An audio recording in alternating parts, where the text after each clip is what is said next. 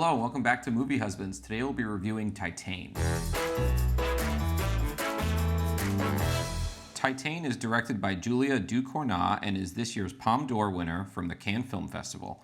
The film follows Alexia, who after a childhood accident has a metal plate fitted to her head, sending her on a journey of sexuality, violence, and identity. So just a note about today's review, this review will have spoilers in it. I think it's very hard to review this movie without spoilers. It probably goes without saying that we recommend you see it just because it's kind of an experience, whether you like it or not, but just keep that in mind as you're watching. So, Matt, what did you think of Titane? So of that recommendation bit that you had, if you have trouble with gory things, if you have trouble with violence, like extreme violence, this movie will be very difficult to watch. I am not a fan of horrific imagery like this in this movie. I was definitely in the theater a lot, kind of covering my eyes at times. It's very gory, very bloody, very disturbing. That being said, while I have not watched many horror movies, I do think that this is a very, very good movie about the horrors of trauma. Both physical trauma, mental trauma. That's just the way I perceive this movie. Just starting right off the bat, the basis for this movie is this character, Alexia. We see her as a child and she gets in a car accident and she ends up getting this metal plate, as you said, put into her head. And this trauma I see follows her throughout the film. And there is this fascination with cars and vehicles. And she has this, she definitely has a poor relationship with men that is evident in her relationship to her father, which is pretty much non-existent. And so I do think while this movie is very scary, very horrific, very gory, had me hiding my eyes at times, I think it definitely did a wonderful job at dealing with those themes and kind of showing them in such a visceral way. Yeah, this movie is definitely a squirmer. It's interesting, so the audience may know this, they may not know this. I love horror movies. I watch a lot of horror movies. This film has horror elements. I don't know if I would call it a horror movie. It's definitely a horror movie for like the first 40 minutes or so. I was pretty disturbed by what I was seeing in the first 40 minutes. So funny to kind of start you off with this type of movie that's among the more disturbing I've seen lately is definitely not a great place to start. But I agree with you. This is a very visceral film. I think that it's extraordinarily effective. Whether we like it or not, I definitely like it. But whether a person likes it or not, I don't think that you can say it's not achieving what it's going for. It does make you squirm. It does make you think. It is very unpredictable. Minute to minute, I'm not really sure where this film is going. And I actually had to go to the bathroom during this movie, but I was so engrossed in every scene and I was so unsure of where it would end up that I just could not leave. Every time I thought, okay, this is kind of a dull period, maybe I could leave, it would be such a strange scene that seems like from a totally different movie that this is. Yeah, this movie did such a fantastic job with these gory, horrific aspects. It built tension in a scene very well. The sounds that you would hear, I noticed during the movie that there was a lot of mouth sounds that were very close to your ear in the movie theater.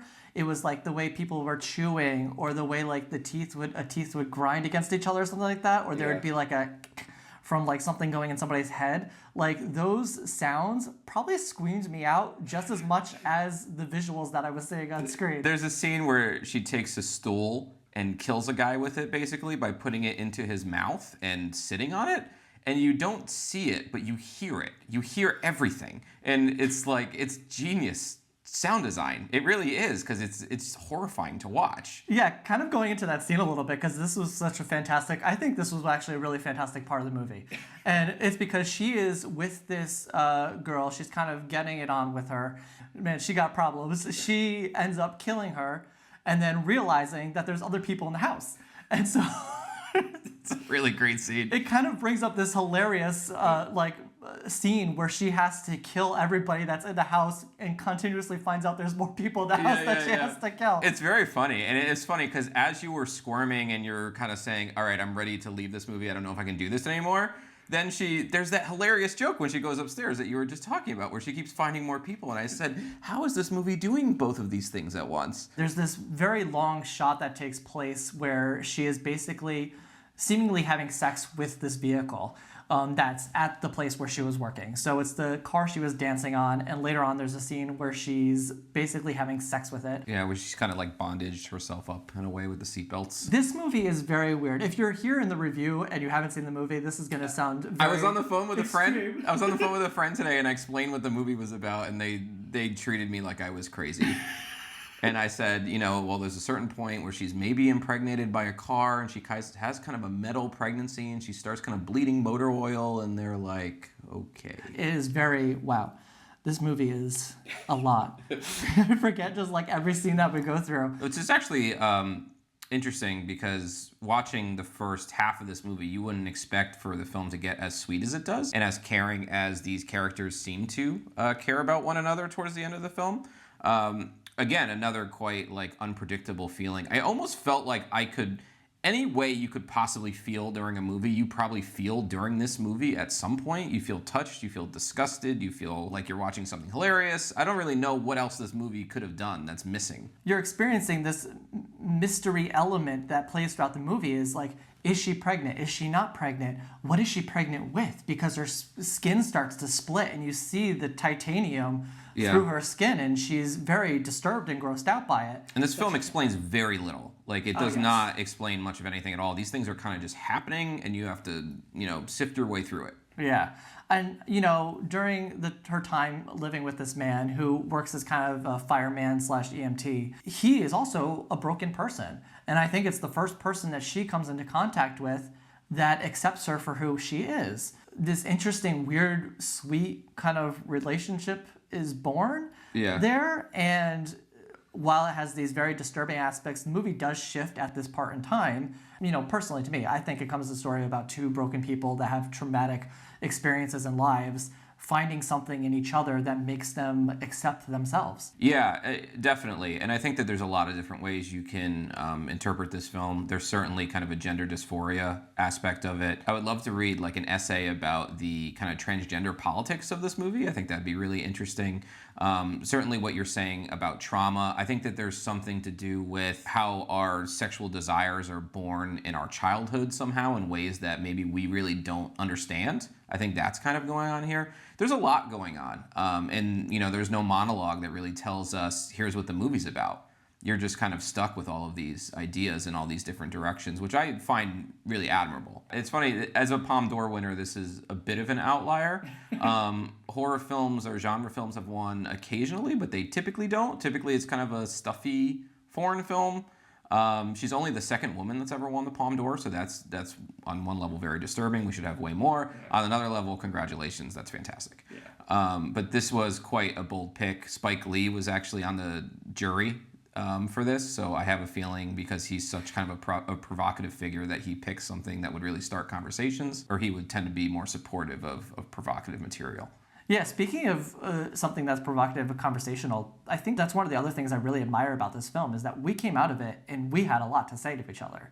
Yeah. We had a lot to talk about, our theories, what we thought was happening, what we thought the movie was about, just the way it was filmed itself. I think this was one of the most conversational movies I think we've seen this year. Yeah, I mean, I walked out of there. I usually have a very clear sense of how I feel about a movie, and I walked out, didn't even know if I liked it or not. It was only sometime today that I kind of arrived at how I actually feel about this movie, let alone what I think it's doing or what I think it's about. There's a lot of layers that I think you need to go through as you're interpreting this movie, which is very cool. We watch a lot of films, and it's not often that we watch something that we can't really see the mechanics working. And this was a movie that I couldn't see the mechanics working. So that's a very exhilarating thing to see. Yeah, I completely agree. I think jumping from there, I think I do want to talk a little bit about Agathe Rousselle. She plays the main character of Alexia, and she is the figurehead that carries this movie from beginning to end. And she is absolutely phenomenal. And her paired with Vincent Lindon, who plays Vincent in the movie. I know Vincent, he has a huge storyline that focuses around, growing older, dealing with his age, but also trying to stay fit. Definitely taking, I think it's steroids that he's taking. Yeah. And you see kind of a struggle that he's going through with that. And both of these characters, just with what they're going through, do such a great job at making you feel like you're watching somebody's real life on screen. You do not see the acting, you feel it.